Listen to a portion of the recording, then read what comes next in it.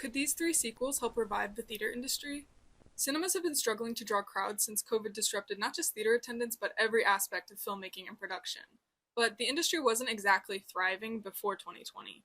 For decades, Hollywood has relied on tentpole films, big budget movies with a broad appeal, to generate enough revenue to fund smaller, more niche projects. Think Fast X and Monkey Man, both action movies distributed by Universal but with vastly different budgets. Fast X's guaranteed box office success means there's less pressure on Monkey Man to be a huge hit, and sometimes you might even get lucky with a surprise blockbuster. This strategy is why moviegoers have been subjected to what feels like an endless stream of reboots, sequels, and live action remakes. Why do studios do this despite the complaints? Well, because it usually works. Only one of the top 10 domestic box office returns so far this year was a completely original story. But that doesn't mean the strategy is foolproof. Before the pandemic, box office sales were on the rise, but the actual number of tickets sold has been dropping since the 2000s. And it's worth noting that while a movie like Fast X might make a profit, that doesn't necessarily mean it's the hit studios were hoping for. A few weeks ago, Marketplace's Henry Epp reported that AMC was expecting the industry's strongest fourth quarter in 6 years, driven mostly by high-profile sequels to Wicked, Zootopia, and Avatar.